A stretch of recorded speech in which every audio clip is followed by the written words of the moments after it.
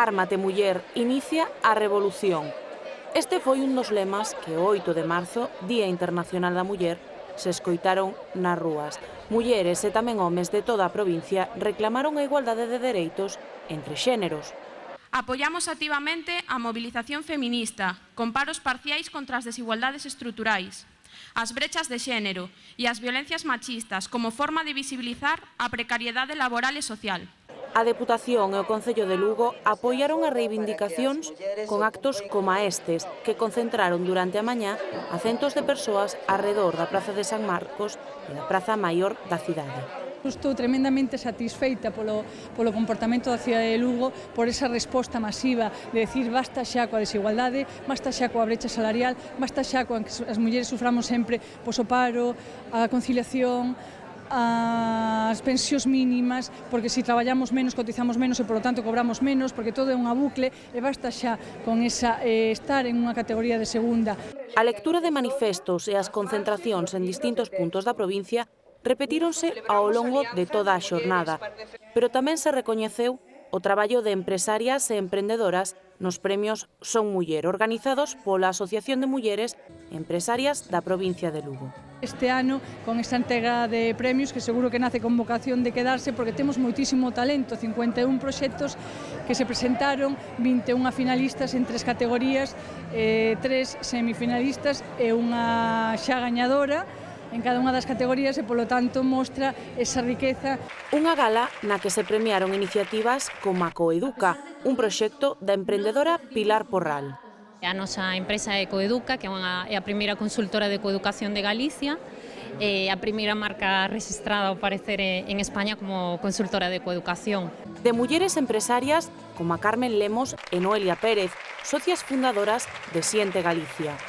Un portal de venta de escapadas especializado en Galicia, escapadas organizadas por temáticas, como relax e bienestar, que engloba todo o tema de balnearios, spas, talaso, gastronomía, escapadas familiares, o Camiño de Santiago organizado, por exemplo, todo organizado por temáticas. E tamén empresarias do rural, como a Luz Divina Castelo, administradora de Champivil. Dedicámonos a conservas vegetales e dentro das conservas vegetales produtos autóctonos, solo de Galicia, e a partir de un produto pues, intentamos sacar todos os derivados que podemos.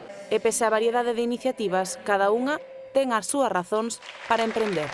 Un día tiven a sorte de cubrir unha conferencia dunha mestra finlandesa, Rita Sorander, que traballaba coa educación nos centros en Finlandia, e eu ese día dime de conta que como xornalista podía sensibilizar, pero se realmente quería traballar a igualdade entre mulleres e homes, tiña que facelo dende a educación. Chegou un momento no que eu, empecé a traballar en varias cousas, non me gustaba, de unha maneira eu quería facer algo meu, e donde eu quixera, e entonces a partir de aí foi onde empezamos a ampliar, pero que podíamos facer, empezamos a facer a conserveira. As tres traballábamos xuntas noutra empresa, noutro sector totalmente, e a empresa pechou, entón, un pouco de forma individual cada unha de nós, pensamos unha mesma idea. Un pouco casualidade, cando nos xuntamos, tiñamos un pouco a idea e a partir de aí empezou todo.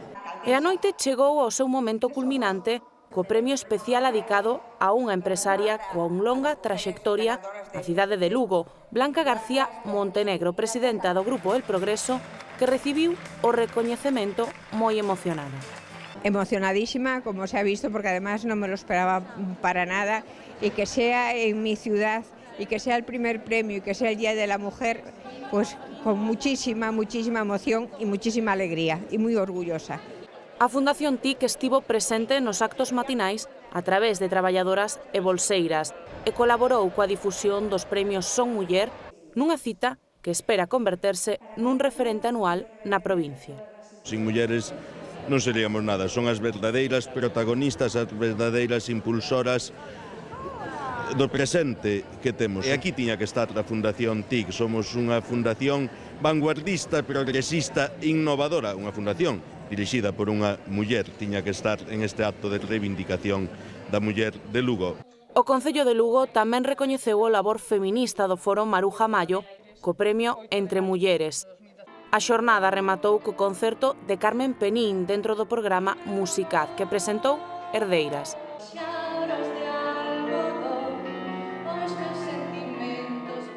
unha xornada que pasará á historia.